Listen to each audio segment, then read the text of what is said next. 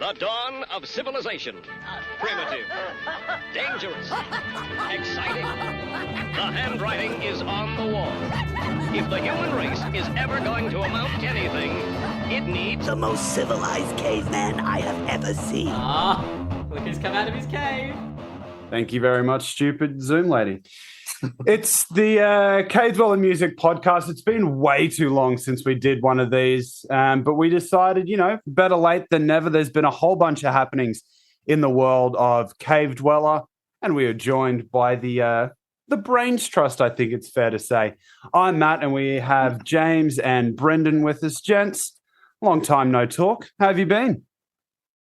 Wonderful. Doing just fine. Just fine? Is there anything going on? Look, it's been pretty tough. No, I'm good. I'm good. Brendan? And Brendan, how are things on your end? I'm good. Yeah, busy with dad life and work life and whatnot, but it's a nice balance. So it's good. Hashtag dad life. Hashtag metal Hank Hill. Yeah. What is the most Hank Hill thing that you've done in the last month, Brendan? Getting quotes on decks. That's pretty Hank Hill. How's your lawn situation? Well, we're in the middle of a heat wave and a stage 2 drought here in Connecticut, and I spent a lot of money on some seeds in the spring, and they're all fucking dead. So yeah. It's actually not that bad. It's not that bad. But I've been watering my lawn, which I'm it's a pain in the ass to do. I got to get a better system. But other than that, it's not too bad. It's just been like 100 degrees for like the last week and a half. You're making sure that your sons don't turn out to be a Bobby. Yeah. That's not gonna happen. Nah, they're good. The guys are good. They're still did summer camp and stuff like that. Learning how to swim. It's fun. What about you, Matt? Are you good? I'm doing well. Brendan's like, yeah, it's been what did you say, 100, 110? And I was like, I can't remember what that is in Celsius, but that's 38 degrees, man. Yeah, 38, 40. Yeah, that's nothing to joke about. No, I'm good. I just got back from a week down in Tasmania, which was pretty good. But I was saying this to James, because everything was built by convicts who were fucking 5'3" at their tallest. I felt way too big to be down there. I'm having to duck underneath archway. It's really nice place. Definitely not built for someone over 6 foot, I'd say. So me and Brendan would be sweet. Oh yeah, you guys should move. Bugger this moving to bugger this change plan of moving to Mexico to open up a black metal record store. Just go down to Tassie. That's still happening, right? I mean, we're still doing that, right? Of course. It'll be I can't remember, we had a whole bunch of other side businesses to go alongside that, but yeah, we'll definitely do that. Speaking of things that we've done, it was the second year of the Cave Dweller Music Charity Sampler. And last year was such a banging success. You gents were like, let's do this one again.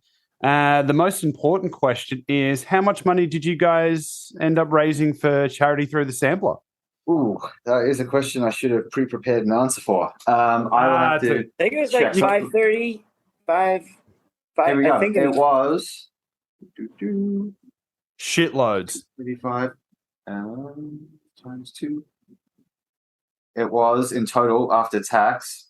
So after taxes, fees, everything, just over 500, really, around 500 mark, somewhere around there. That's the way to go. It's always good to see. And how did you guys find? Because you obviously do a little bit more on the numbers side of it. But how did you find the response between last year's sampler and this year's, both on the band aspect of it, of people wanting to get involved, and then the punters buying it and everything in regards to that? it got a lot more attention from other sites this time, but that was partly because I now have the PR side of things to actually push stuff out. Yeah. So that was great. We sold about the same amount as the previous year. Both years we made over 500 before taxes and fees. So that was great. So total we've raised $1,000 now between the 2 years. But attention definitely was a little wider, which is good. It's good to see that growth. Yeah. And there was some bands that like on, that I had talked to personally that, like with this year, we wanted all the music to be a year old. And they were like, oh, I'm not releasing yet. I can't do it. Like, so like some of them, so yeah, there was, everybody basically wants to pitch in and help out, which is awesome. But, so next year we've already got things lined up for bands. So it's cool. I think that, it's going to continue forward until I think we just can't. Yeah, well, I mean, we've got momentum with it. Bands know about it. I mean, we're listed on, both volumes have been listed on people's accounts on Encyclopedia Metal, which is kind of sweet. Like, we're up there. Oh, damn! So it's been galvanized and we're there. Yep. So damn, that's such a trip. Mind Over Metal Volume 2. It appears in 99 other collections, and Mind Over Metal Volume 1 appears in 111 other collections. Yeah, that's sweet. Yeah. That's such a trip because every time I go to check out a new band and see what other stuff they've got in their discography, the Encyclopedia is the one you go to. Yeah, and it's such a trip now. Source. Metallica. Yeah, and it's such a trip now to be like, oh, hey, a thing we did's on there. Yeah, I know, right? And then this isn't related to that sampler, but something we're looking at putting together in the near future is a grindcore charity sampler, actually, called Violence Against Violence. Well, grindcore and power violence, I should clarify. It's going to be both. Yeah. Otherwise, the title doesn't make as much sense. Violence Against Violence. Nice. And so what's the themes? What's the thoughts? When's this one looking like coming to fruition? It's still in planning phase. We're going to get this merch sorted first, probably, and then kick off on getting that put together. Charity is going to go towards, I think we decided on, we're still figuring out exactly which one, but I think we're going to do something. Yeah, it was some charity of Doctors Without Borders. Not that exact organization, but something similar. Like something along those lines. Medical care. Disaster zones, war zones, they take care of people that need the help. So it could be a flood, war zone, fire, like destroyed, beating, I don't know, asteroid hit something. Someone's got to help. Yeah. Nice. Well, that's something to look forward to, and I think I'll use that as a segue to talk about the merch, all the pre-orders. I think last time we had a chat, the pre-orders were about ready to go up and get ready. How's everything coming along on the merch front, Brendan? Everything has been sent out. There's, as far as I know, everything overseas has made it there, or on its way. Sometimes customs things are strange, and you have a lot of, like, on my end, I have a lot of little things to fill out, and dies to cross and D's to, just, it's insane.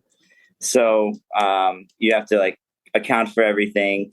And then, and then it's up to how, I don't know. I paid for the fastest and the cheapest way to get there, everywhere.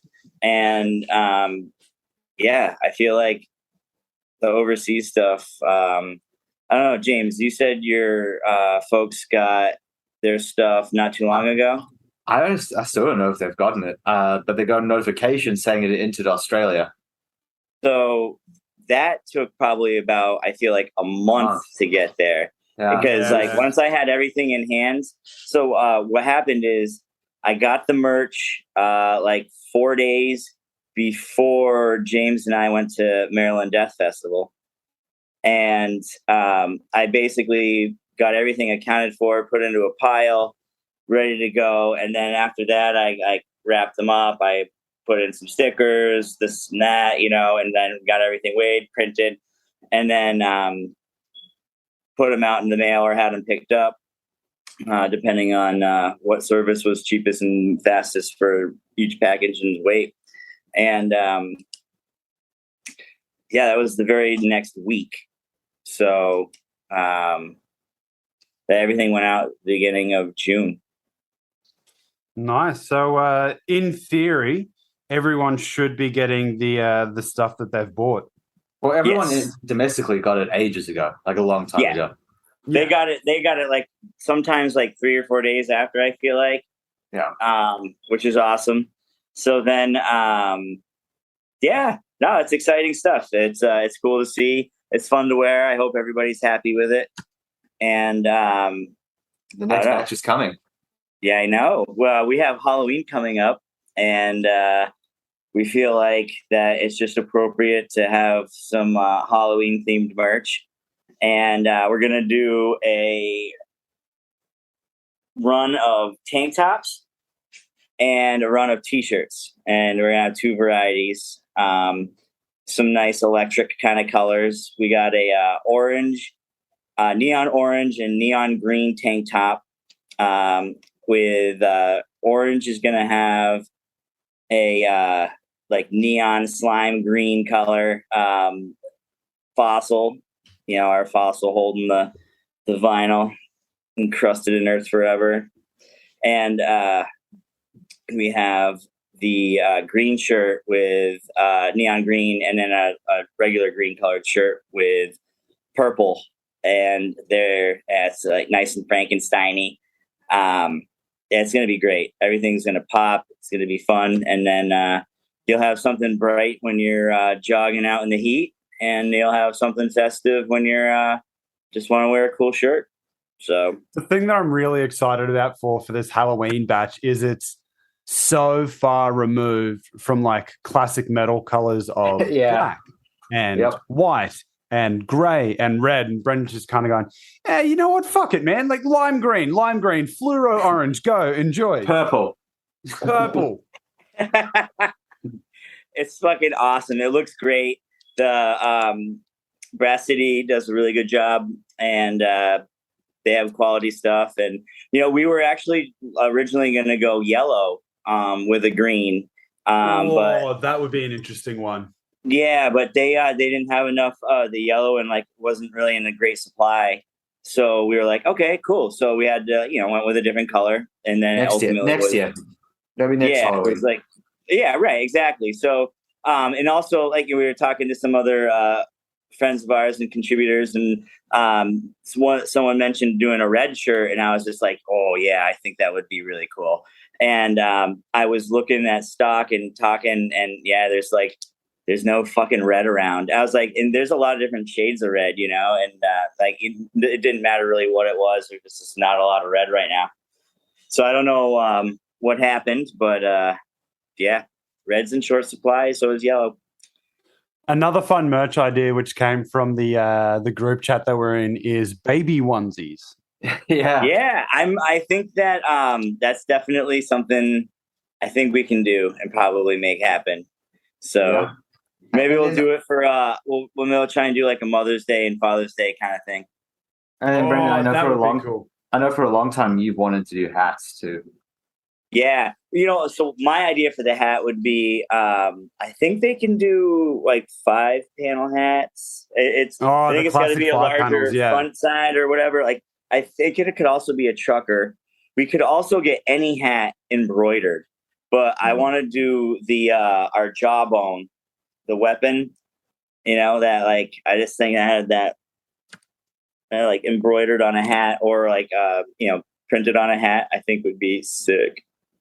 Gonna have to get the name on there somewhere. Maybe the jawbone. Oh yeah, we'll do a little CDM. Got a little guy stamped on there. Little guy somewhere.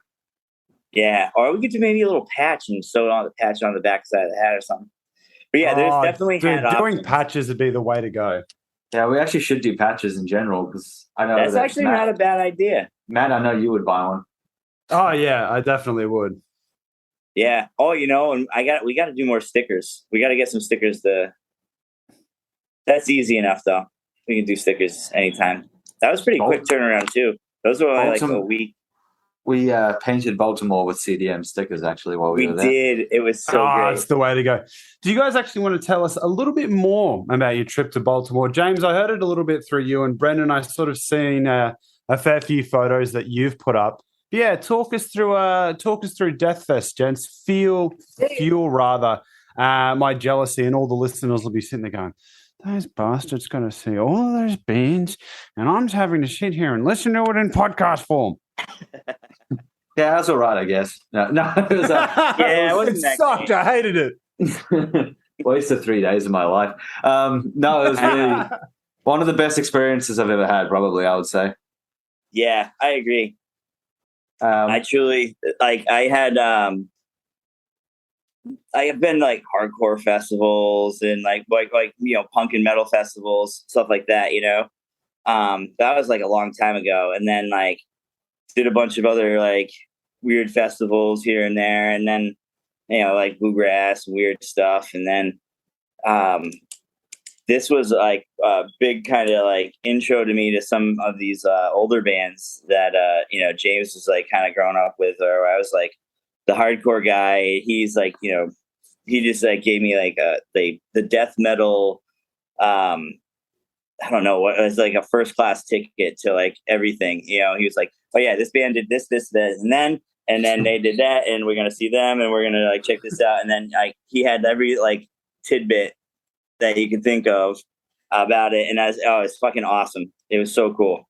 So you were just sitting there being like, all right, cool, yeah, let's go do that. Yeah, I mean, some bands I knew, and a lot of bands that were I really didn't know, and then like a lot of them were like seen for the first time live. It was pretty cool, man. Yeah, and then the crazy thing is that some of the bands that I was like, they're going to be okay, absolutely blew my mind. Like, honestly, one of the best shows we saw that whole time was Hypocrisy. And like, yeah, Hypocrisy is like one of those bands that I'm like, yeah, these guys are pretty good, but I don't listen to them regularly type thing. But seeing them live changed my perspective on them completely. Yeah, man. Seriously fucking awesome. They're like, sorry, go ahead.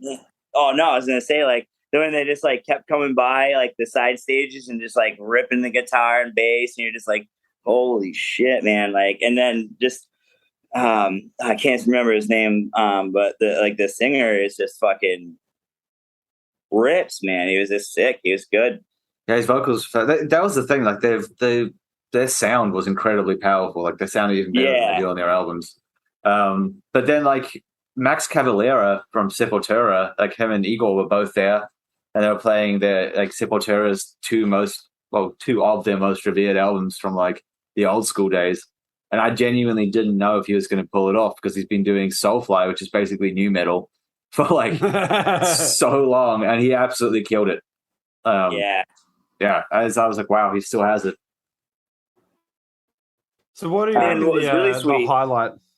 Highlights? Or I mean, the highlights were the bands were the highlights, obviously, but there was some like stuff that we witnessed that was also like some of the highlights. Like we saw a dude get knocked out cold. Yeah, you sent me the photo of that, and I was like, he was like the wildest guy around, man. Yeah, we met him. Like we saw him. So we saw him the second night, and we're like, that dude's gonna end up like knocked out before the end of this festival because he was just like belligerently drunk and like just hanging on he was people like getting in people's faces, in the pit and stuff, and like shaking people.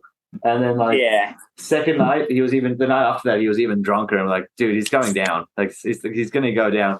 So I was filming him because like this guy's gonna go down. I could just tell. And then he just got knocked out on camera. I have the whole set on my Instagram. I was doing an Insta live on that, and then so I have it too, like the whole thing. And James has got the really nice close up. And then what was that party band that we saw in that little venue? Birdflesh. Birdflesh. So they're like a no-name grindcore band that I'd heard the name around a little bit, but I didn't put any stock in it. I was like, oh, cool, we'll catch them. They'll be fun, maybe. And then they absolutely like killed it. They were the best. Highest energy of the entire festival. Just stupidly wild. Just like 1 minute grindcore songs about their cat. And they had they did that classic spaz thing where it's like really short songs about nothing, and you're like, oh man, this is so brutal, and then you check out what the lyrics are, and you're like, what? Yeah. What? Well, What they tell you as well. They're like, this song is about my cat. And then they were like, whoa, whoa, whoa, you know. And they had a hype man, like an actual hype man, who's all he did was like throw shit at the audience and give the audience things to throw at the stage, and like he was just lobbing fistfuls of glow sticks. He was throwing blow up sex dolls into the audience.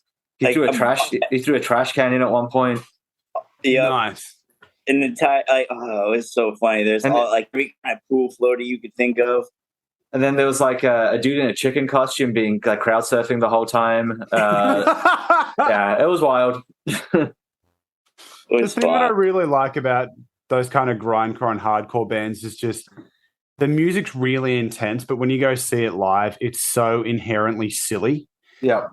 Like you just say, what? I think someone sent me a video the other day of these guys like having Beyblades and ripping Beyblades in the middle of this circle pit. I'm just going, why?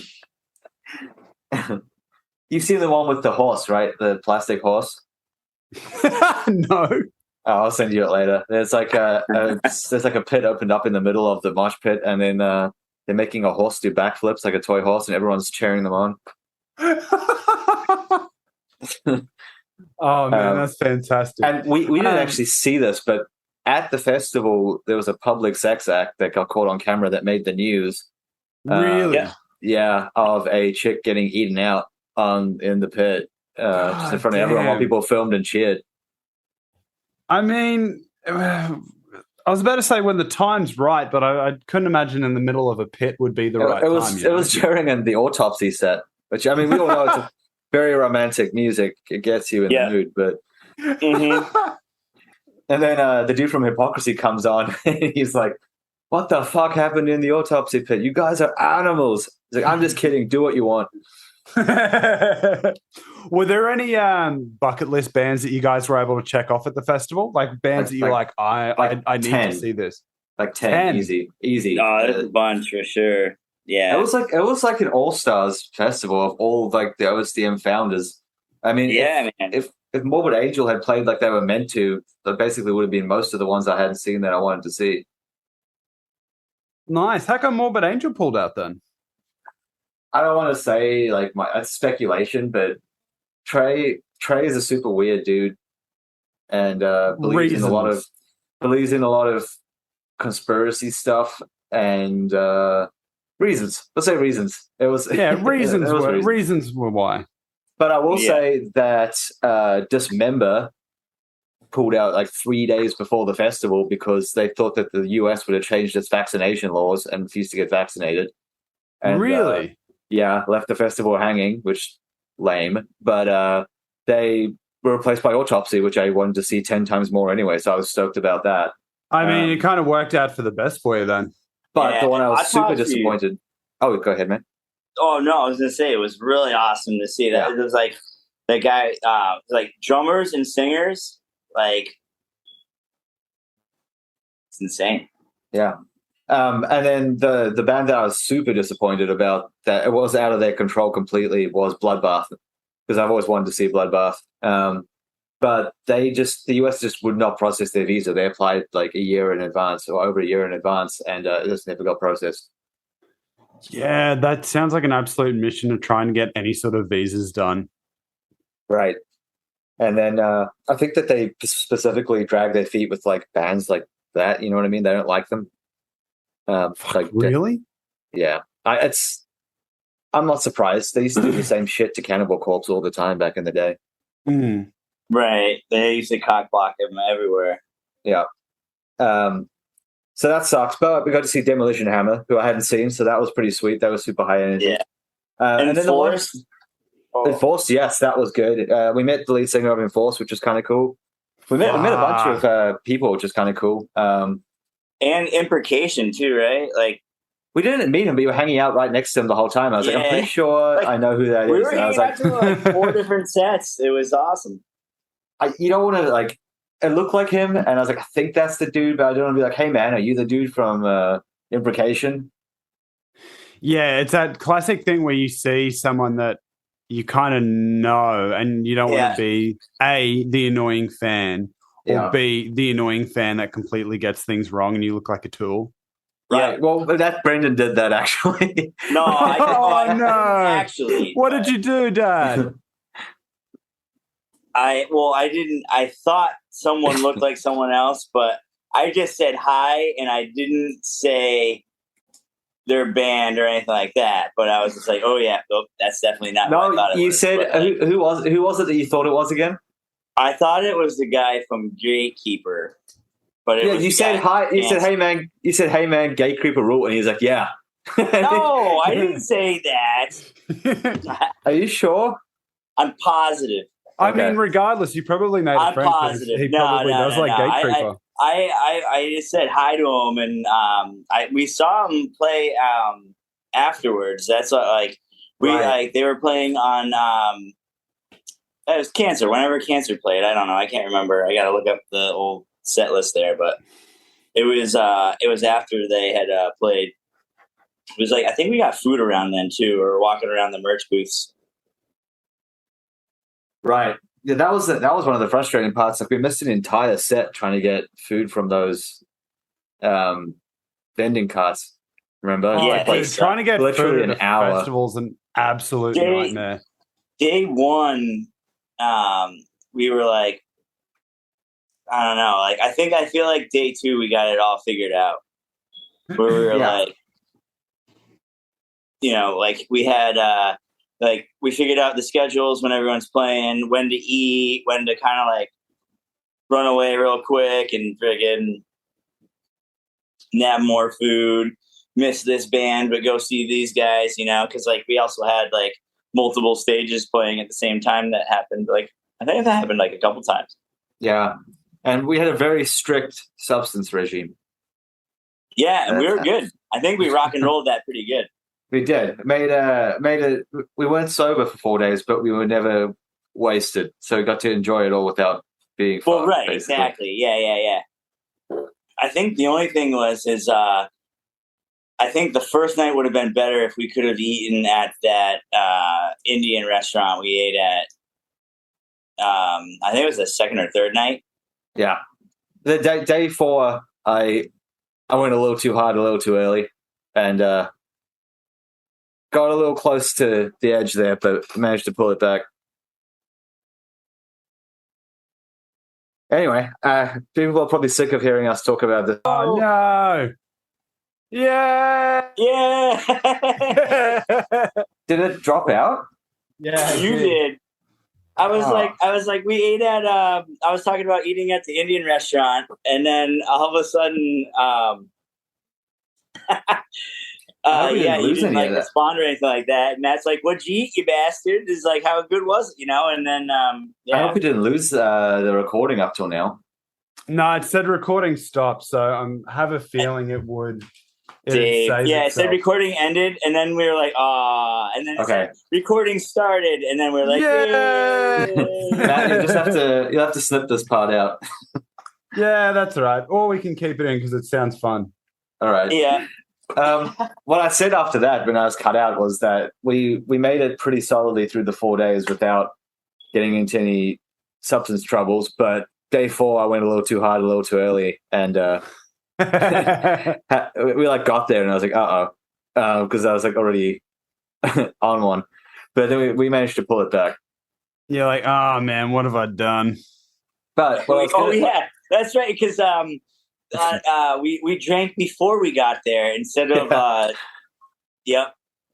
We had a lot of beers. We had a lot of routine, man. We had a lot of beers left over in that fridge, and we didn't want them to go to waste. So I know. You kind of wake up and go, Bohemians. "Oh, those were such good beer. That was a fantastic beer." I got to get rid of them somehow. At the venue, exactly. Cheap it anywhere else. What I was going to say though is for anyone who is now intrigued into coming. It has been confirmed again for 2024, and Brandon and I would rather die than miss it.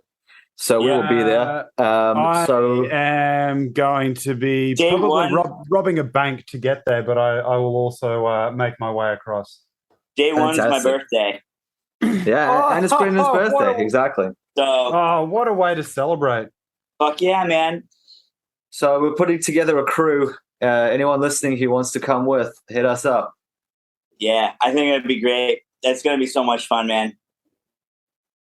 It is. And then next year, I don't know if this is going to happen, but Brendan and I are aiming to hit Psycho Las Vegas if we can. I remember you sending me the lineup of that. And I'm like, how the fuck have they got all these bands at one Dude, venue? there's just such a variety. Yeah, it's crazy. It's like You got can see hip-hop, mayhem. you got metal, black metal, new metal, weird metal, in rock and roll. You can see mayhem on the same stage as Wu-Tang Clan. Like, what? That doesn't make any sense. It's awesome, though. I love that. Yeah, that's going to be neat. It's going to get weird. And it's Vegas, so it always gets weird. Yeah. Oh, we should find some cool costumes or something. Definitely. Matt, what is next on our agenda? So we don't ramble on too long about festival stuff, because Brendan and I will talk about this for hours. I know. Oh my God. How much? I was going to say, the bassist for Immolation is the Les Claypool black metal. It's just fucking nasty.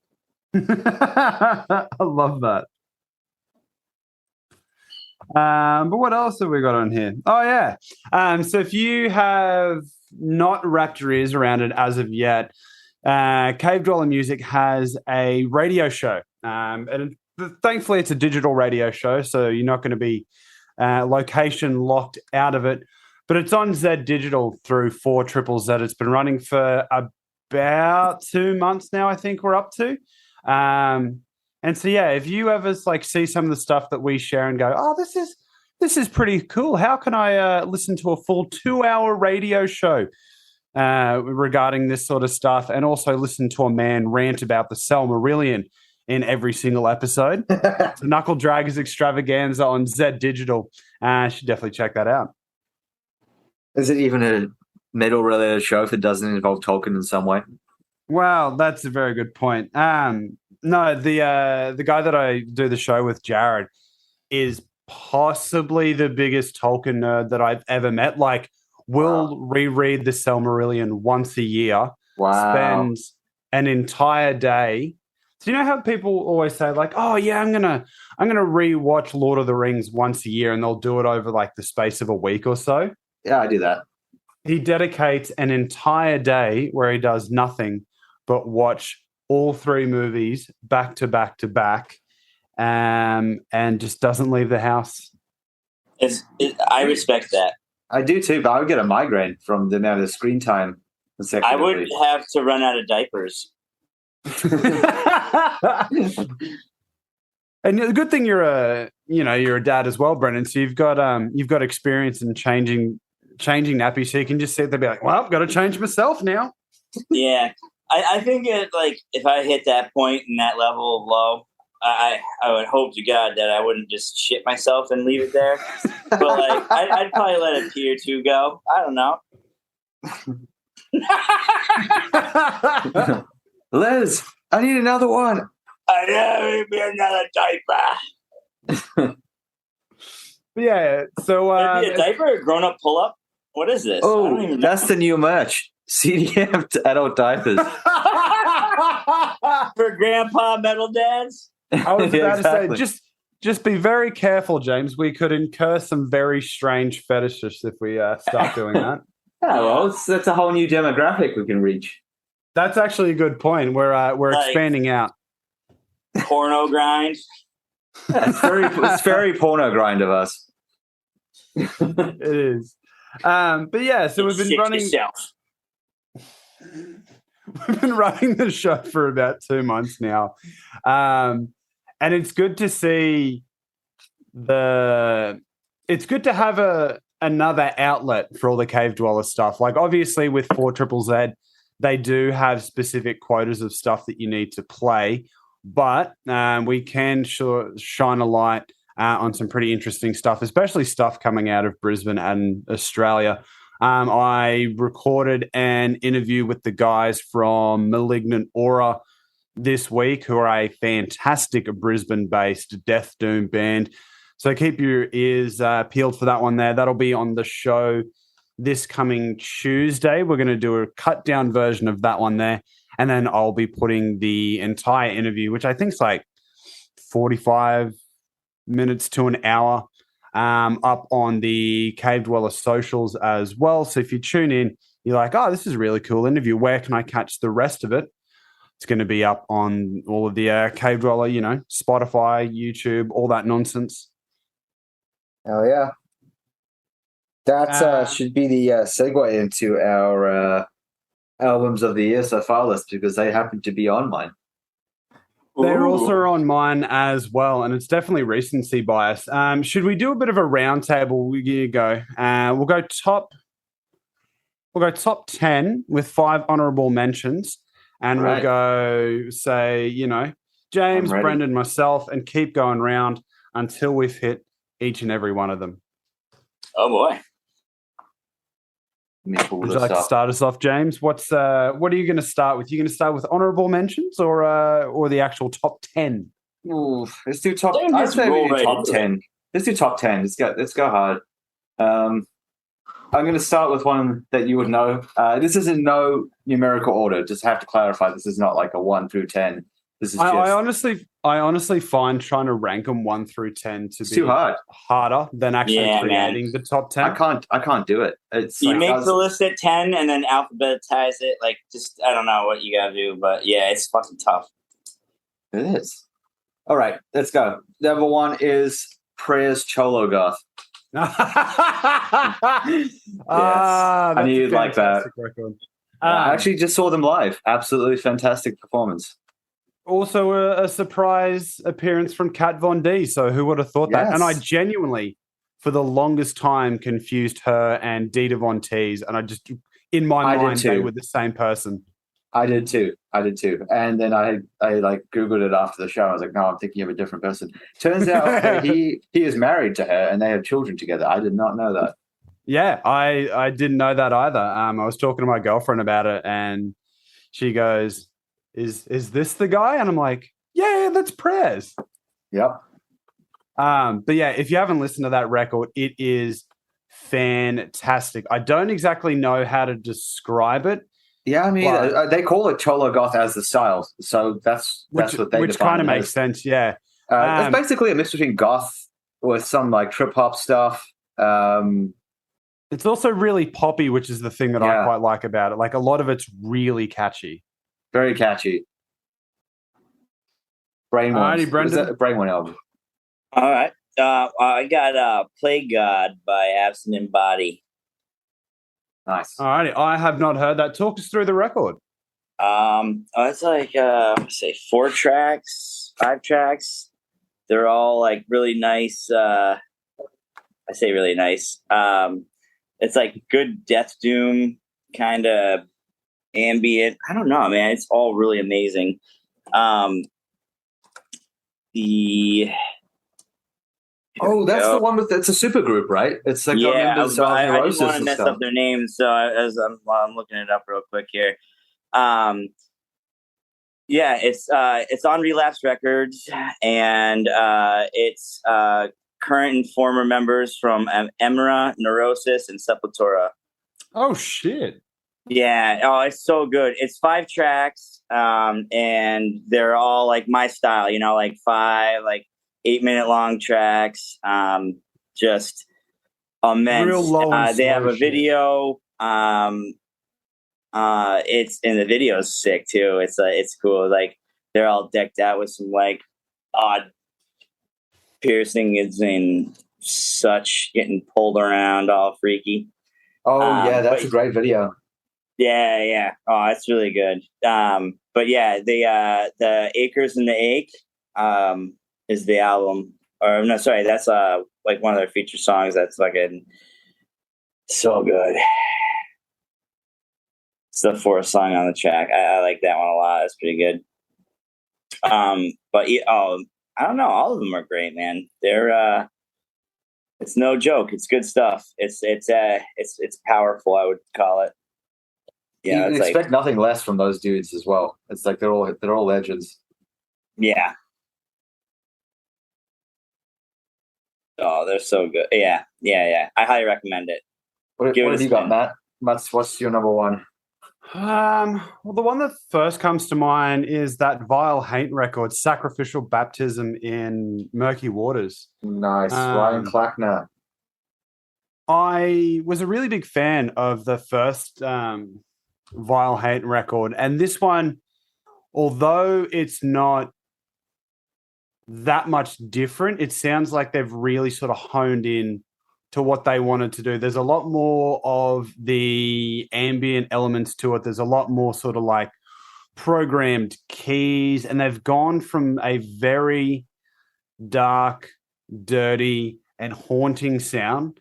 So in my mind, it goes like the first record is the swamp monster is sort of being born. It's starting to form itself in the in the muck and the mire of where it is. And this one here, it's kind of like the monsters come out of the swamp and now it's sort of wandering around looking for something to eat. It's a really cool progression from that first record. Right. Have you heard the new project from him? Crestfallen Darkness? Yeah, Crestfallen Dusk. Crestfallen Dusk, yes. I have checked that one out, and at the start, it was one of those records where you first hear it and you go, what the fuck is this? Like, it's so... you look at it and you know, like, okay, this is going to be a black metal record. But then they start playing, like, really, like, sad blues country riffs, and I'm like, this doesn't sound right. And then you keep listening to it, and then as soon as you told me it's the same guy that did Vile Haint, I was like, that makes sense, right? Like it's obvious. It even sounds sonically related, you know, like Vile Haint's the evil older brother who's sitting in the shadows, kind of waiting to pick its spots. And Crestfallen Dusk is just, I don't know how to describe it. It's a really lovely mix of two genres that I didn't think would work. So not to derail this, but I just want to quickly say, like, massive shout out to Ryan. That album has actually made it onto NPR. Holy fuck, really? Yeah. And he also was on Bandcamp Top Album of the Week. Yep. With Crestfallen. Yep. Oh, shit. Congratulations, dude. That's awesome. Yeah. He deserves it. He's been making good music for a long time now. Fuck yeah, man. We sent him a shirt too, I'm pretty sure. Yeah, he sent me one as well. I got a Vile Haint one from him. Oh, nice. Fantastic. That's awesome. And what is your number 2 on the list? Did you ask me or Brendan? I don't know. You guys can fight it out to the death and who wants to go first. Brendan, I'm going to say this one because I think it might be on your list too. I'm taking a guess, but Manta, Pain is Forever. Oh, and this is the end. buddy. It is on my list. Yeah, there we go. That's on both Brendan and I's list. Was it Manta? Pain is Forever, and This is the End. Absolutely fantastic album. Like, it's a monster, and it's like beautiful. Keep going. Oh, I just said immediately made it to my list. Like, this is like my first listen. I was like, yeah, this is top stuff. It's got like rock, but it's only a duo deep. As well. I know it sounds massive for a duo, but basically it's black metal and sludge, but written with like the riff, the guitar basis, like the rhythm basis of rock and grunge. So it's like there's super catchy riffs in there, like really catchy choruses, but it's still raw and edgy. It's perfect. Yeah, and it's real. It's good. I feel like that it's like I don't know, not emo, but like as in a sense of like the sound, but like it's good, dude. There's some real classic lyrics. The chorus is just absolutely stuck in your head, and it kind of goes into that like that black and roll territory where the verses and the bridges and everything are really aggressive, really dirty, and then you get into the chorus, and then you find yourself singing along, and your brain your brain does that double take of, wait a minute, this song was beating the piss out of us before. Why can we sing along to it now? Yep. Brendan, did you love that track, Hang 'Em Low? Yeah. That chorus has like been stuck in my head ever since I heard that for the first time. And what was the piss? Something piss. Piss Ritual. I'm having a look at the album on Yeah, that's Spotify yeah. now. Oh, that's a good tune. Odysseus as well is a really good Yes. one. The closing track. Nice. Well, that's something that I'll line up once we jump off the podcast. Brendan, I think by the sounds of that, James has stolen one of yours. So what is another one that you've got lined up on your list? Let's see here. Just recently came out, and we have by the time this airs, we probably got it coming out. False Gods released their second full length, Neurotopia, and it's awesome, man. It's New York sludge, so it's like dirty, new, like kind of hardcore without it being. I don't know, man. It's pretty good, dude. It's good. There's a cover of In Contrast of Sin from Integrity, and the original song's 2 minutes and like 30 something seconds, and theirs is 8 minutes and 9 seconds, and it's like their style, but they didn't ruin it. You know what I mean? Like they did really fucking awesome job doing this song, and everything like Peliquin. I Cemetery, Your Thoughts Are Void, like have like, I don't know, it's like basically like the dirty New York style Conan kind of vibe. I don't know, like it's good, dude. It's got Conan vibes for sure. I'm having a look at the track list as well, and everything over here is at least over 4 minutes and 30 seconds. So it's the classic Brendan low and slow by the looks of it. Yeah, but it's like, I mean, I feel like it is slow, but it's not like it's good, dude. And like you'll find some like pretty fucking nice, like slifty kind of bluesy riffs in there too. We were talking with Greg, and he's kind of like does a lot of the songwriting and whatnot, and he's got I think he's got a really awesome formula, and I can't wait to catch him around here live, and I think it'd be a lot of fun, man.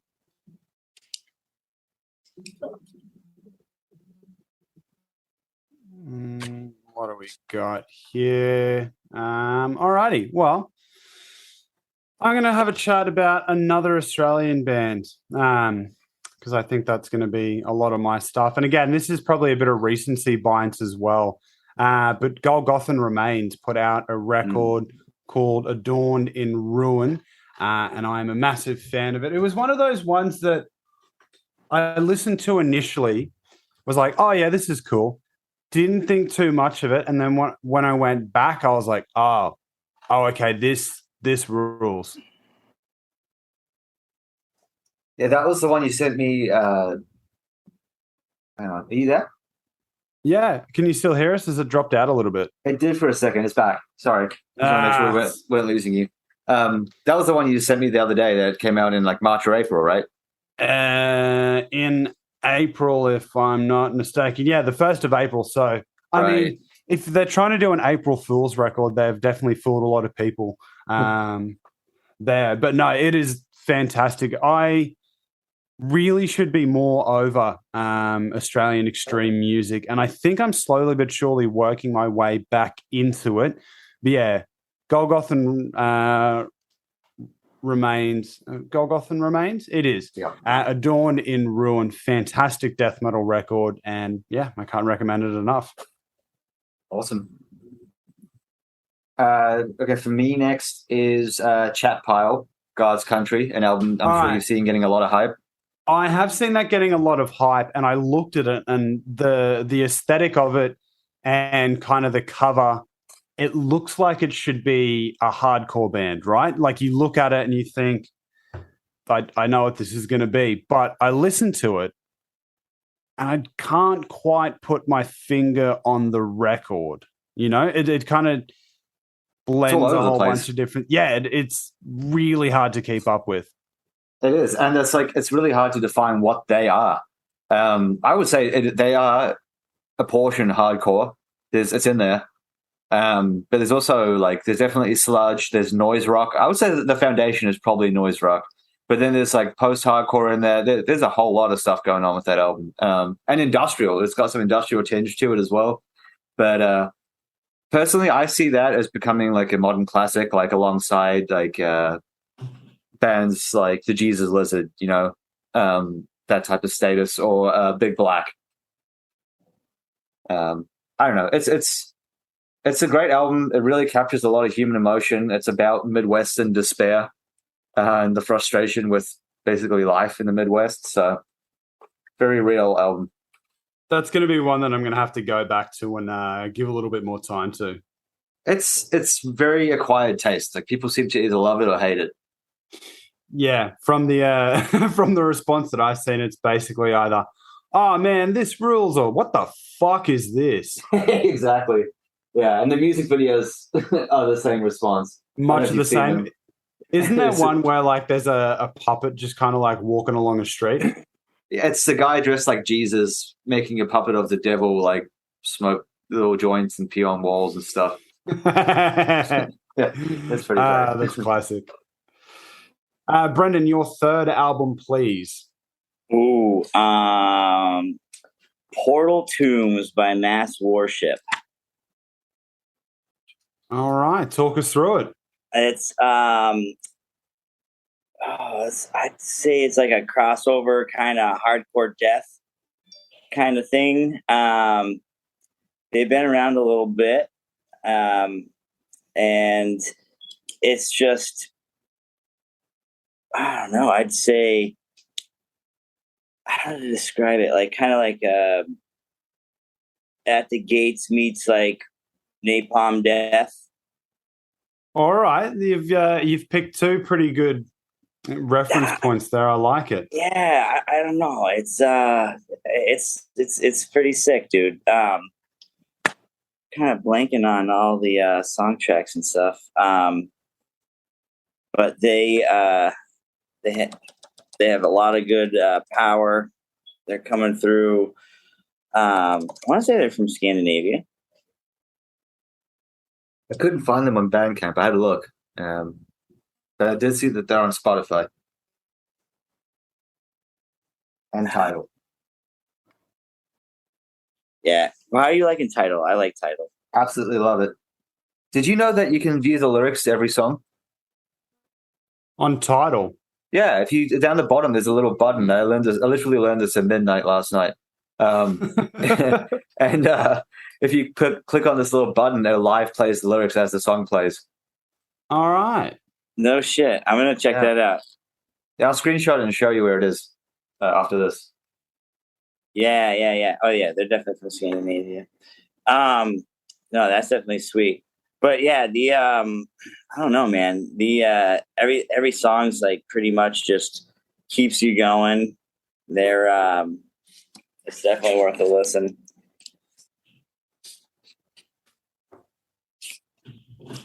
Matt, what have you got next?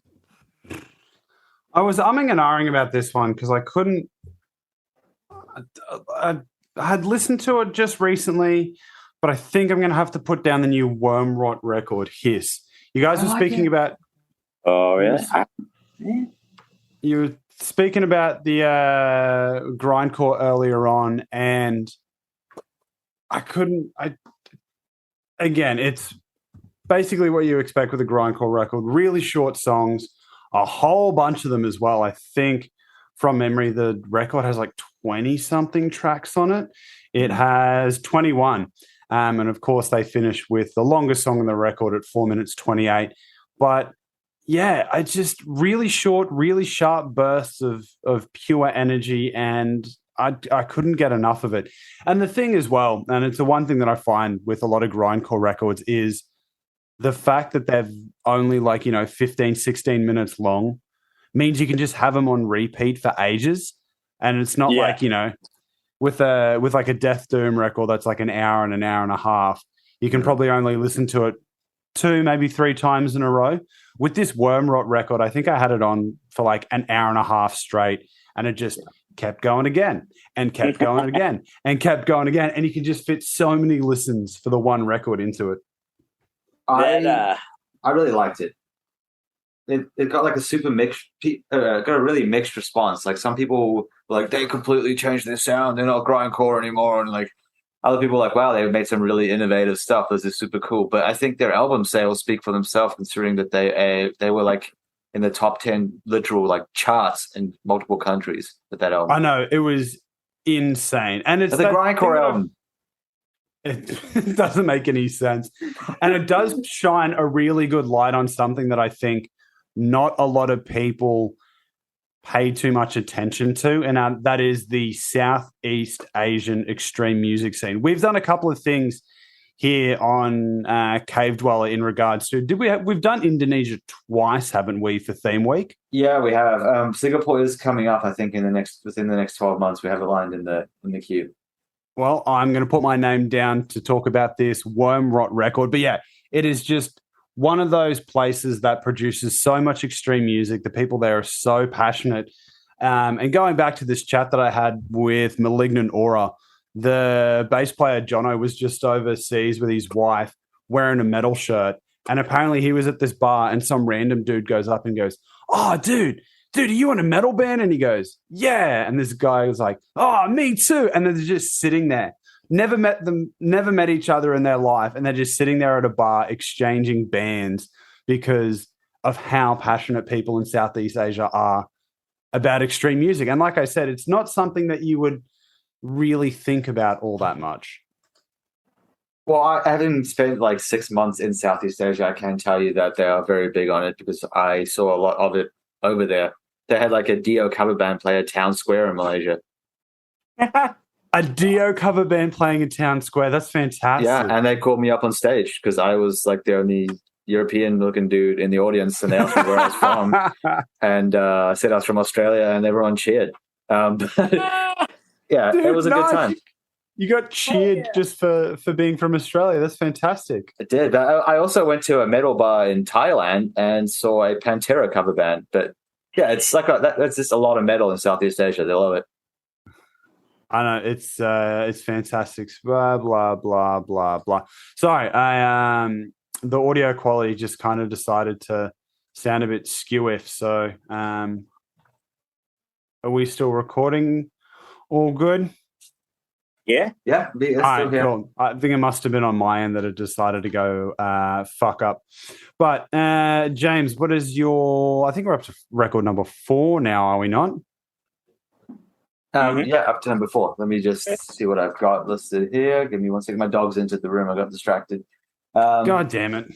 I have one that I'm not sure if you've heard of this one or not, but Sunrise Patriot Motion. And the album is called Black Fellflower Stream. Fantastic record. I remember playing that on Knuckle Draggers Extravaganza. And again, similar to Crestfallen Dusk, where you know what it is and you know what they're going for. And it doesn't sound like it works initially, but the more you listen to it, the more you kind of go, you know what? This makes perfect sense. Yeah, it's if anyone who hasn't heard it, it's basically a black metal and goth rock fusion. But they've perfectly combined the two and had the best elements of both. And it just, instead of like muddling it together, it kind of elevates both genres. It's great. And the theme on it is super cool. It's like a concept album about a guy who's absolutely lost his mind digging for oil in a field that isn't there. Oh. I know, it's a really interesting theme, and like a really interesting combination of music as well, which I like. The guy, I don't know if I'd never heard of his other band. Well, they're both in the other band. I think it's two brothers. They have another band called, I want to say Yellow Eyes, which you can also check out, which is not as interesting as this, but also quality black metal. All right, well, that's the way to go. Brendan, album number 4 for you is going to be? Well, pardon my French. I don't know how to say this. L'Abîme Devore les Amis by Viande. Oh, yeah. It's fucking heavy.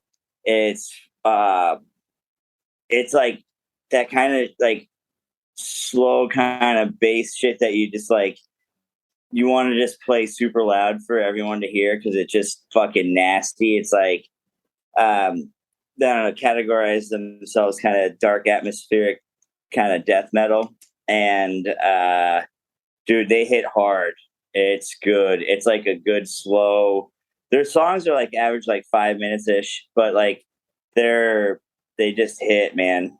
They're just that slow burn kind of metal, like death metal, like I don't know. It's like crushing in a way. That's what I call it. Crushing. Yeah. But yeah, my French is I don't want to butcher all these titles and stuff, but like they're 8 tracks of pure bliss if you're into, just that like slow, punishing kind of crush.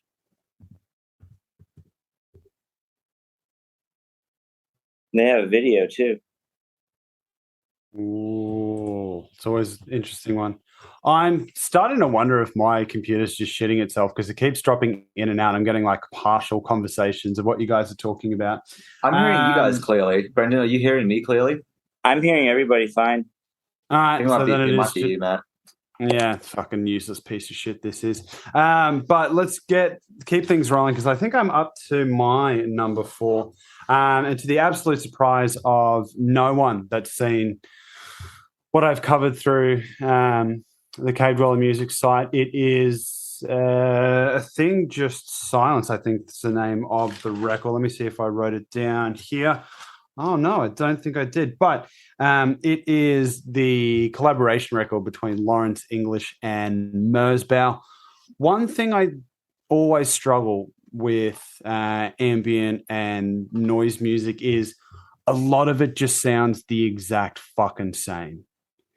I don't know whether you guys have tried this as well. You go to listen to an ambient record and you go listen to a noise project and you're like, yo, I've heard this shit a million times. Yeah, definitely.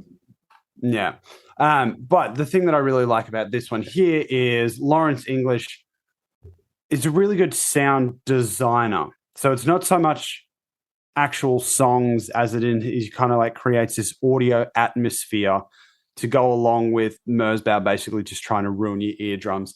And it is something that I do at least once a year, and it was perfectly timed for it as well. Like at least once a year, I will spend a day listening to nothing but noise as like a palate cleanser almost.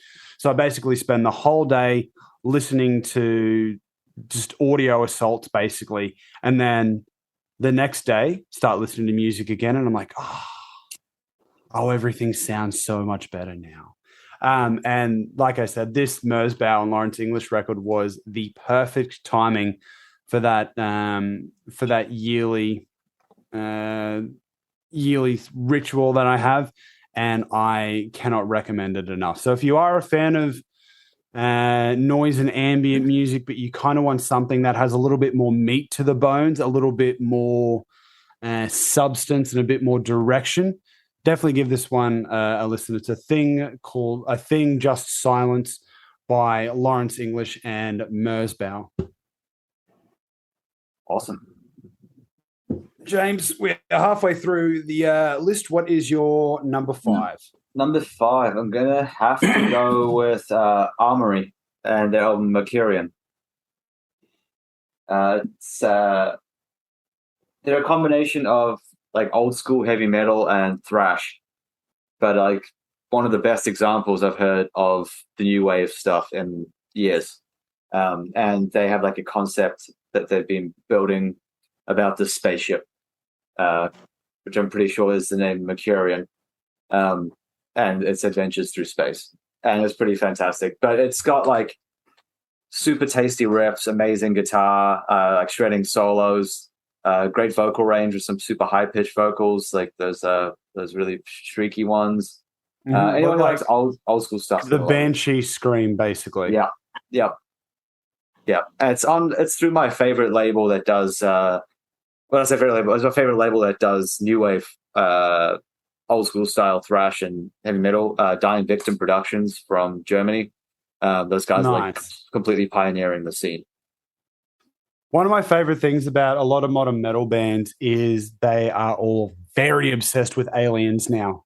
Yep, it's awesome. Like aliens, space, kind of that sort of cosmic unknown. Dude, there's so many bands that do it. Obviously, Blood Incantation is the one that comes to mind. But yeah, moving away from like, you know, the tried and true tropes of Satan, death, Horror. graveyards, horror. Now they're gone. Yo, let's just talk about space. I want to see more history-themed bands, to be honest. Yeah, I'd be down for that. Like, I love stuff like Nile and like XDO and, you know, like the Roman Greek, XDO is Egyptian great. history. XDO rule. So what I'm hearing is if someone ever released a Roman-themed metal band, That's you'd be all over it. XDO. XDO is Roman-themed metal. Well, there you go. Yeah. There's I can't remember the name of the band right now, but I want to say it was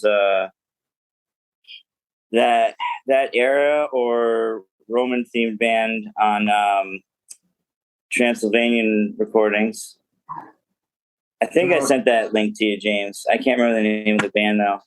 I'm trying to think. He probably did, and I probably loved it, but I can't think. But I need to clarify one thing though. It's like when I say more history-themed bands, more history other than Vikings, please. I love Viking stuff, but it's like, how many Viking bands do we need from dudes in the Midwest? And I feel like as a Monomath of kind of just, they're always the peak of it. Like if you try and make a Viking themed band, it's going to be like, yeah, but you're not the AC/DC of metal, you know? Right. And then if you have like black metal stuff, you've got like a million great already like Scandinavian black metal bands that cover the Viking stuff super well. Like Enslaved, and I'm not an Enslaved fan, but I know that they happen to do that stuff justice.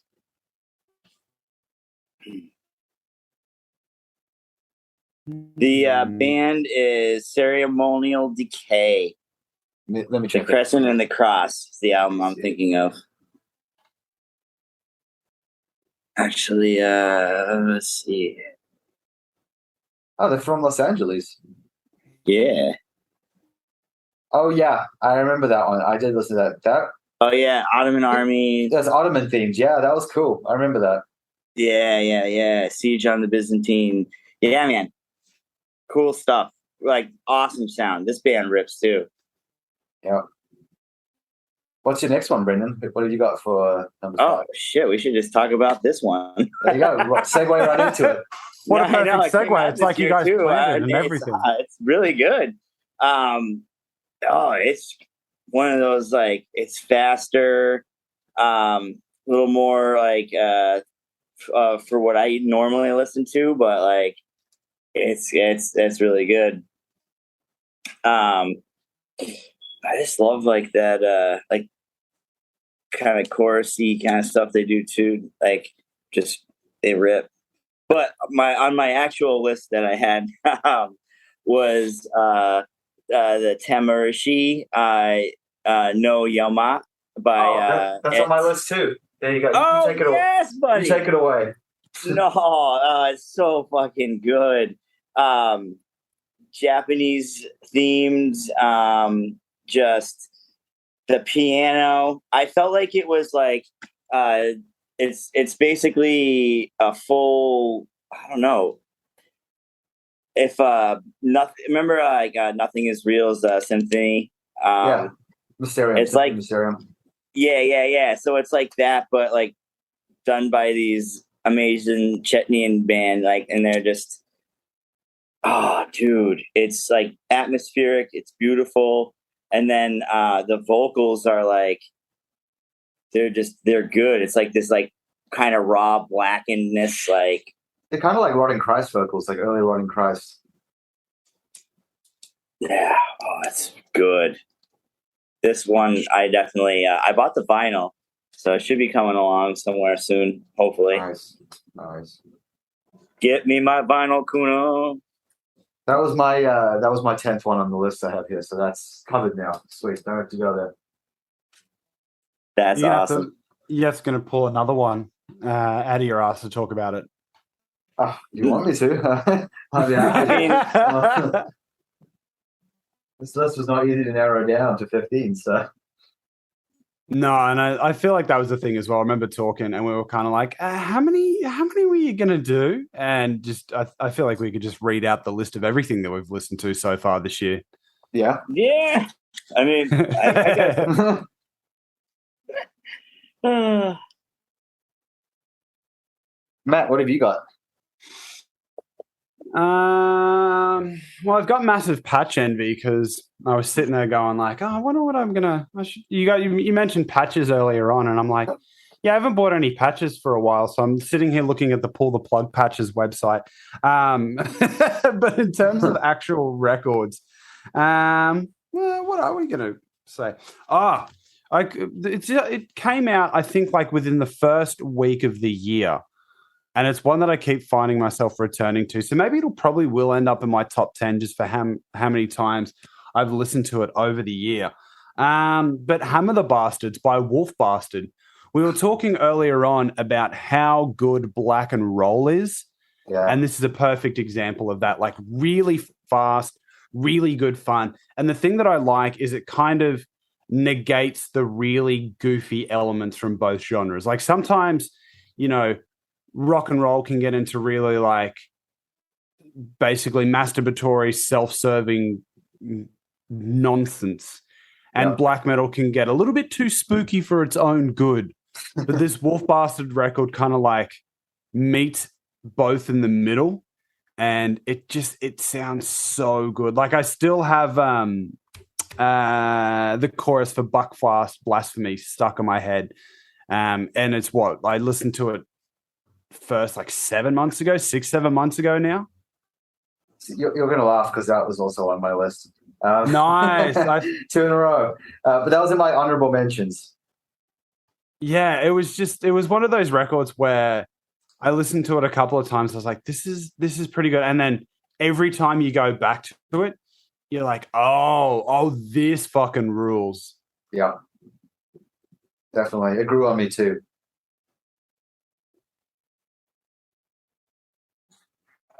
All right, I'll slap that one out on my list to put another one in. Yeah. It's all good. I have plenty. I'm going to sneak another one in, just going off what we were talking about earlier with like space-themed metal. I did talk about Blood Incantation, but they actually put out an ambient record this year, which I know a lot of people were like, what the fuck is this? Why are they... No, it was... It's new, it's different, and I don't like it. It scares me. It's different and it scares me, but no, I really liked it. Like, and knowing that those guys not only are obsessed with space, but I think they've actually got like a space program, or at least they've got something like what the record label that they put stuff out on has some space theme to it. But yeah, going from putting out what they did, like that really sort of cosmic, confusing death metal, to putting out like a proper ambient record, it is fantastic. And I'm just trying to find what is... all right, leave it with me. I'm going to try and track down what the name of that record label that it is. But I know it seems like a space research facility is basically what they've named it after. But Brendan, what is your number 5, number 6? I can't remember what we're up to now. Yeah, well, I got a couple crossovers with James, and we snuck in there. But hey, listen, we got Let There Be Witchery by Midnight. Nice. Fucking awesome. It rips. It's fast. It's catchy. I really like it. It's got songs about sex. Yep. Songs about sex. The devil. Like, you have everything you need. Like, I don't know what else you really need. Like, nocturnal molestation. Like, it's just, there's a lot to be said there. Yeah. It's definitely grim and not it's definitely, it's R-rated for sure. But the sound, it's great. It's just filthy evil, like kind of thrashy, black and thrashy. I don't know. Like Black Thrash, Black Speed. yeah. Oh, it's definitely good. It's funny, like when you need like a good pick me up and it just needs to be rotten and filthy. This is a good choice. I'm going to change gears completely with my number 6. By the way, it's Orville Peck, Bronco. Oh, so good. Wait, the thing that really confused me about this is how many different EPs were released before this record. Okay, so technically none. So he just released the album in batches of releases that he titled as EPs. Right. Okay. Because that was the thing that confused me. I really liked the record, but I was never sure what was actually on Bronco and what was like little weird pieces of leftover music, you know? Personally, I thought that it was a really smart way to release it because it built an insane amount of hype for it. That's a good point, actually. Like from a marketing perspective, it was kind of genius. And then he had like multiple singles being played for like months before it came out. And then all the hype of the actual release too. So whoever's marketing dude is pretty spot on. But I personally also thought he could have done without the final portion, like the last EP. I don't think it really added that much to the album. No, and that's what I think. I really liked the record, but I felt if it cut maybe like 4 or 5 tracks, 3, yeah, like if it trimmed a little bit of the fat around it, it would have been a fantastic record. Yeah, if he had taken like maybe 4 songs off that, it would have been a perfect album. Yeah, hard agree there. Because it was close. There were so many phenomenal tracks on that album that it was close. But then there was some I was like, he ruined it with these ones. But I did manage to see him live in Vegas, for the album tour, which was a pretty sweet experience.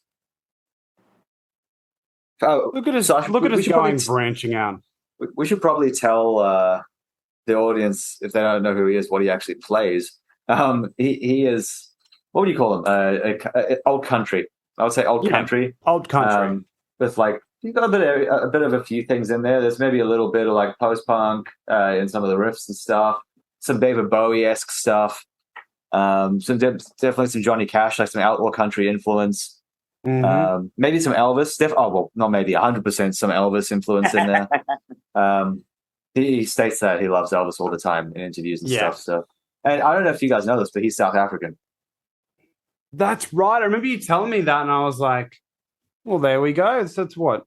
You and Orville Peck are the only good ones, hey? Yeah. Well, depends who you ask, but some people really like Elon.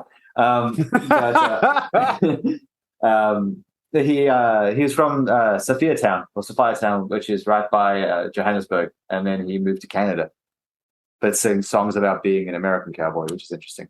But yeah, very thematic it is, isn't it? It is, and he's an incredibly talented artist. If you don't know him, even if you don't like country, which if you don't like country as a whole, you're missing out on a lot of great music, as Matt and I will testify to. But yeah, I couldn't agree more there. But yeah, he should be he can easily be a gateway into liking country if you're one of those people that hate country. Matt, speaking of country, Black Country New Road put out a record earlier on in the year. I wasn't as hype on this one here as I was for the first time, but the record is Ants from Up There, and if you know Black Country New Road, you kind of have an idea of what you're getting with this new record. And if you haven't heard of Black Country New Road, it is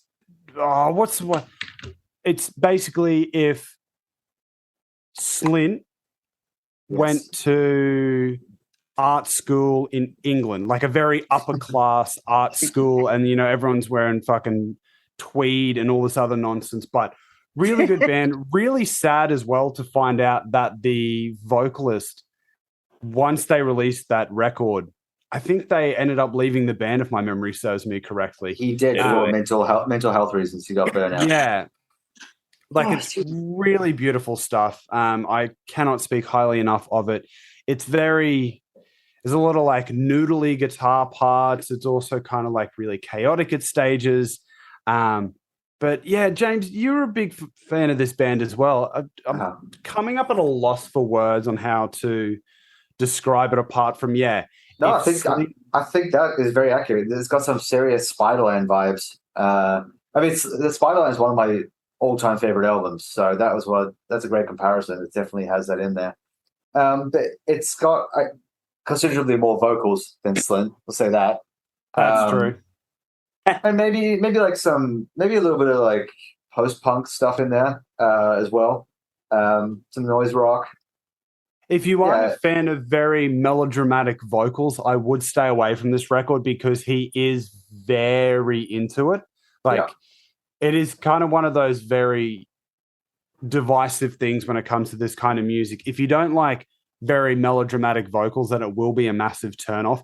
But if you kind of enjoy that Self-indulgent thematic, music. like thematic performative aspect of it, then yeah, definitely give this one a listen.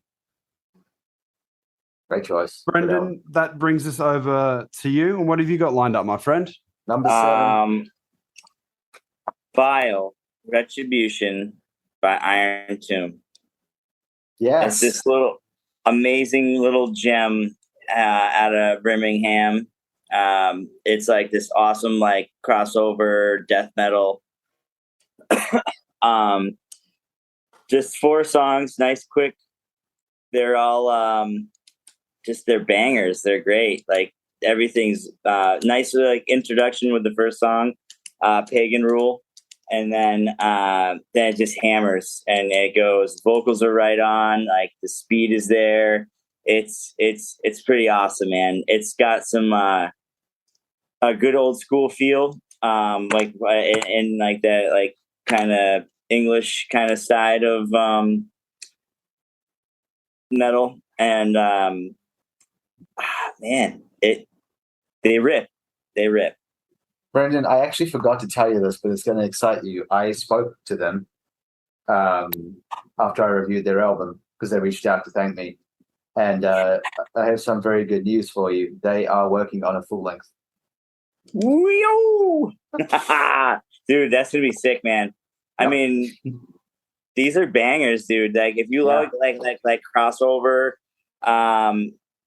you know, that like crossover death metal, like it just crushes. It's like I'd say it's kind of right in line with that album I spoke of earlier, Mass Worship's Portal Tomb. Like it's got energy, man, like in presence. It's good. You know it's playing. Goes hard. Yeah, it goes hard, dude, for sure. Is it that like death metal crossover with hardcore? Yeah, with like some thrash stuff in there. Like yeah, it's awesome, man. It's a hidden gem, man. Like I don't know, like they they're definitely fucking talented dudes. Man, I'm pretty sure you listened to this. I think you sent me it and said Brendan showed me this, and I said he showed me it too. It's great. Wait, what was it again? Blazing Tomb. Oh yeah, that's when we were talking about crossover because we were talking about Enforced. Yeah, that's the one that came to my mind. I'm just going to talk about that very quickly. Blazing Tomb's self-titled EP is fucking fantastic. Much in the same vein of what we're talking about now, like 6 minutes of really sharp, really tight, really well put together hardcore death metal crossover. And I think that style has become my favorite style in metal. Like, first kind of came across it when I was listening to Shibolba. Bolt Thrower do it really well, even though that kind of is more on the death metal side of it. But the thing that I like is a lot of modern hardcore bands, I think they just listened to Bolt Thrower and went, yo, this riff's tight as fuck. Can we just steal it and say that it's ours? And there's there's an entire sort of genre of music around that. I will sort of use that as a launching point because there is a record by a hardcore band, Gridiron, called No Good at Goodbyes. And there is a track on there that, no joke, I had to double check to make sure that I was actually listening to Gridiron and that I wasn't listening to Bolt Thrower. Like I was listening to it and I kind of went, No, I haven't queued up any bolt thrower. Like, what the hell is this? But it rules so hard. And the interesting thing about this Gridiron record as well, and it's kind of what threw me off when I was listening to new metal, like the rapped vocals over really heavy music. But when it comes to like grooved-based hardcore, it kind of works a little bit better. So the vocalist for Gridiron does have like a very hip-hop rap delivery, but it doesn't sound goofy. Like it works, and it's something that I'm trying to wrap my head around. Why do I like this? Yeah, pretty much. I was listening to it like, if this had more stuff going on and it wasn't very straightforward, I would hate this because it would sound like nu metal. But I don't hate it. It sounds really good. So yeah, I just ended up talking about 2 separate records there. So that takes me to 9 on my list. Yeah, I'm just going to squeeze more in where I can. I don't know what I just did, but I pressed a button on my computer that apparently I've never pressed before in my life, and turned on something called eye care mode, and now my screen has changed to a dystopian sort of color. But that's fantastic. So my next one, I think what am I at, 7 or 8? 8. I think we're 8, 9. I don't know. Yeah, 8. Okay, my number 8 is Cold Crypt. Holocaust. I can't do the French accent. It's Holocaust Global. It's so. I don't know if I should pick this one because I actually did the promo work for it, and it's like, is there a bias there?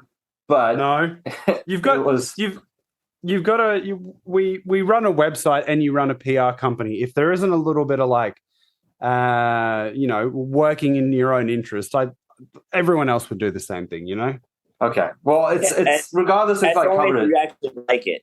Yeah, exactly. Regardless of if I had worked with them, I would still have this in my top 10. Cold Crypt, Holocaust Global, super raw French style black metal. I don't know. The French just do it different. I sent you this one, Matt. You said you absolutely loved it. I don't know if you remember. It's got the noose hanging over the picture of all the dead bodies on the album cover. What?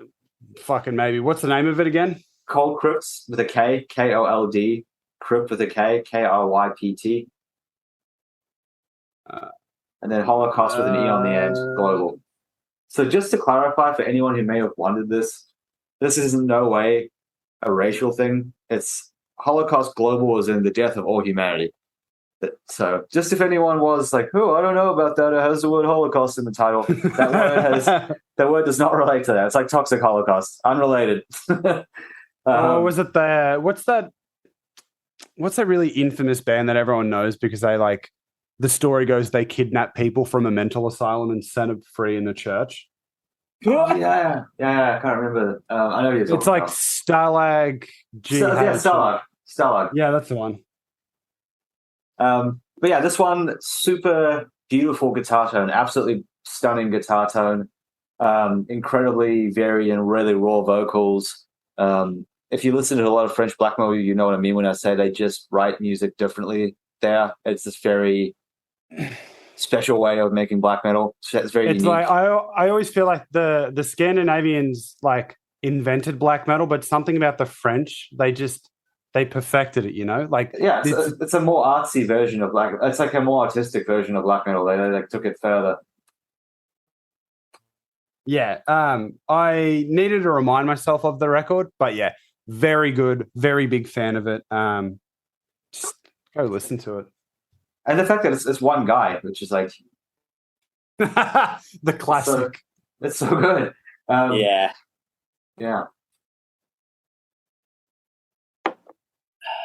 That's me on that one.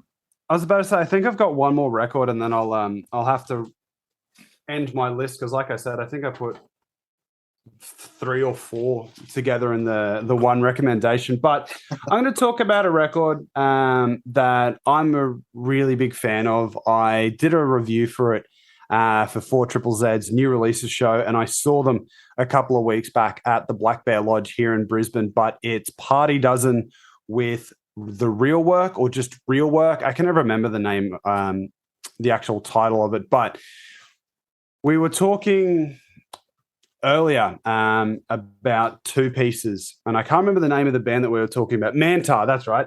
We were talking about Mantar and what it is about two pieces and making really fucking loud music. I don't know what it is. I don't know whether they've gone like, we've only got two band members. We can make music that's louder than people with more than that in us.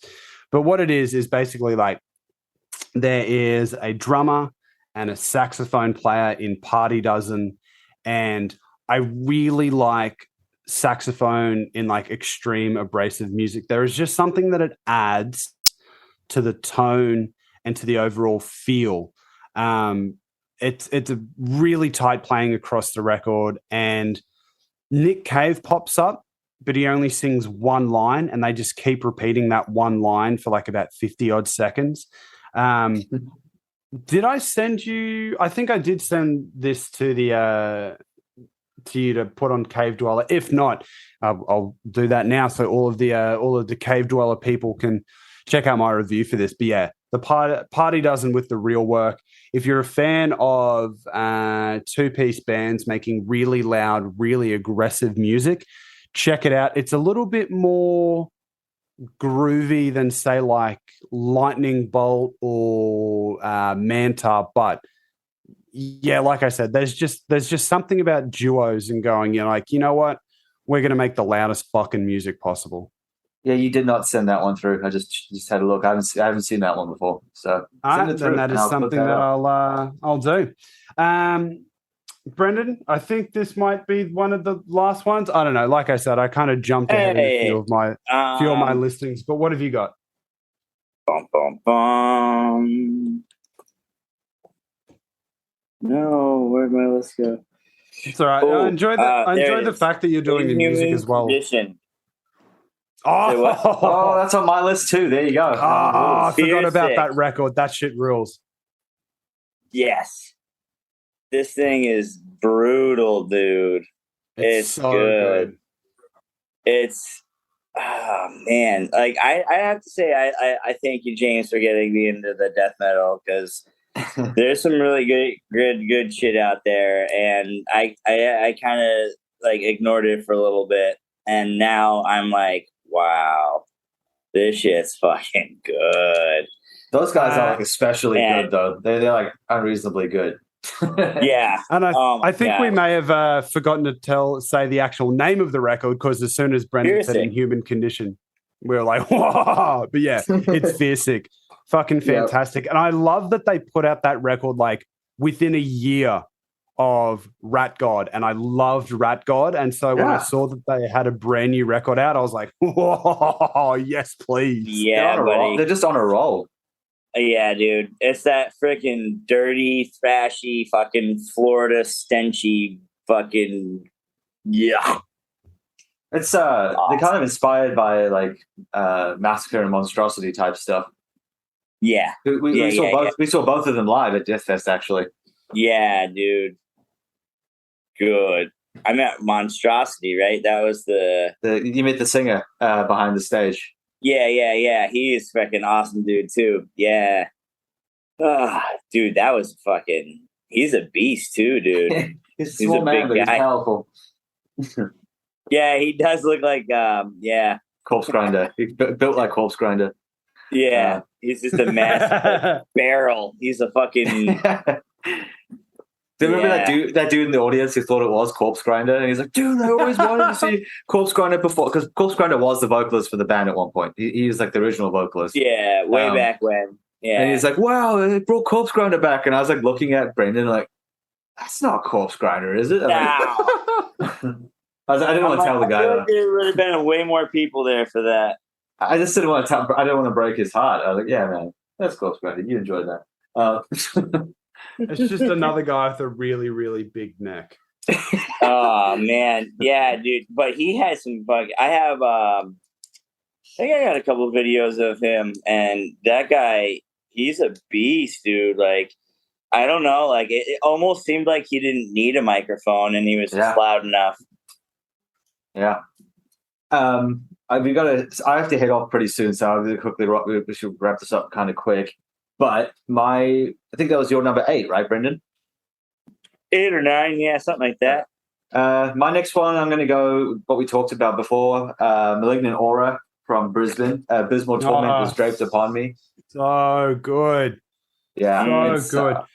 Brendan, if you haven't got onto this yet, it is right up your alley. Like, it's really good death metal, really good doom. And again, it's another one of those ones where not a single song on the record, I think, is under like 5-6 minutes. Like, nice. It is fantastic. It's great because it has like a lot of varied tempos of doom metal. So doom death, it's got like some super funeral doom parts, but then it gets into the more aggressive like 90s doom death style, and then they get stuff like much more modern doom death, like Hooded Menace type stuff as well, which is kind of cool. Funny you should say that. They I was talking to them, and again, this is an interview you guys will be able to hear soon, but Chris was like, yeah, I really wanted to include more horror stuff on this, because I was like, oh, well, you know, what kind of inspired you? And they were like, Hooded Menace, and we were just kind of like, let's just listen to Hooded Menace now, guys. I mean, Hooded Menace is pretty freaking sweet, but I'm probably going to be unpopular for saying this, but I didn't like the new album as much as the previous ones. I enjoyed it because I knew it was a Hooded Menace record, if that makes sense. Yeah, it was good. It wasn't a bad album. I just didn't think it was as amazing as their previous stuff. No. Yeah. But it's that kind of catch-22 when it comes to bands like that what they put out is going to be better than a lot of their contemporaries. Yeah, but definitely. because they put out such fucking good stuff before that, you kind of like... I want to say that one of their original singers is now in a band called Sadistic Forest. Is he? Ooh. Yeah. I think one of the bassist and the guitarist, like, I'm friends with him on Facebook. I can't remember his name right now. Always blanking in these important moments. Yeah, dude. No, they're good. They were in my 2020, 21 like end of the year stuff there. That's catchy ass shit, man. That was through Kuno, right? He put them out, right? Yeah. Cool. Definitely awesome. Who have you got next, Brendan? I'd say, where are we? Ooh, I'm taking it in an odd direction as well. The Space by Smiley Yacht Club. Oh yeah, that was great. A nice rock and roll, good fucking, just you sit there and space out, and it's perfect. And they released that while the country was like in active still combat. Is. Yeah. Fucking crazy. But yeah, it's a solid album, man. Like they do a good job. They're harmonic, they're melodic, they're like fast paced, they're slow paced. They do it all. Like they're just great. Space rock. I don't know how to describe it really. Like it's good shit.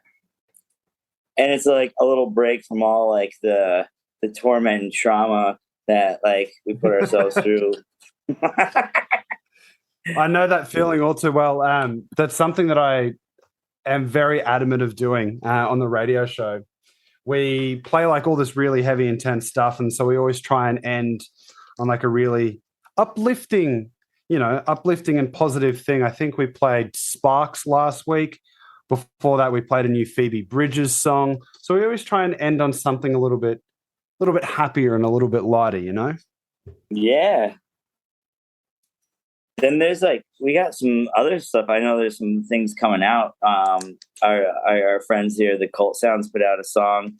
So there's, and they also did some like artwork collaboration with Hyde, right? And then, so if that means there's something coming, I think, which is good. I'm excited for that. And then my last one here for my top 10. I'm actually not going to have time to go on for the honorable mention, so I might have to do another episode about that. But I kind of 2 hours, and we got really chatty for a bit there. But Soul Glow Diaspora Problems is my 10th album. I have seen you give that nothing but high praise, and my dumb ass is yet to listen to it. I don't know. So have I basically, send it to me. to describe them, it's like hardcore punk, but with like some hip hop influences. All right, I like that. It's like a hip hop background and shifted into the scene. Just super, super high energy, catchy, really aggressive punk. The dude's vocal delivery is insanely fast. Like, if you look at the lyrics for the songs, it's entire paragraphs in each song, and they're like 3 minutes long. And it's not like nothing words. They're all like super meaningful, well-written songs about like social struggle and change and personal issues. Really politically charged album too. Really good stuff. All right, so that's something to keep an eye on. Well, James, you sound like you got to toddle off. Gents, thank you very much for coming together and having this chat. Real quickly, what have we got lined up in the next week that people can check out? We have a new interview coming up that it's going to be finished editing Sunday on Saturday or Sunday with False Gods, which Brendan and I did recently. We have an interview coming up next week on Wednesday, I believe, with Grave Ripper. Yeah. Shit. Baby. Yeah, I'm really looking forward to that one. We also have an interview with Black Knife coming up. They actually just did a split with Grave Ripper and Wraith, who I know you love, Brendan, Matt. Yeah, I remember you being really excited about that split too. Yeah. Yeah. That was a solid split. And then Faster than the fucking devil. we've got one other interview lined up, who is with the owner of Handstand Records, Will Cole. Nice. You guys got a fair bit of stuff coming up. Yeah. It's been good. Keep your eyes peeled on the Knuckle Draggers Extravaganza Facebook page.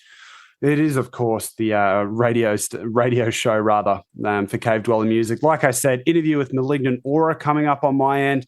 And you can catch me at 10 p.m. Australian time every Tuesday. And if you miss it, hey, it's a digital show, so there's always going to be ways to listen back.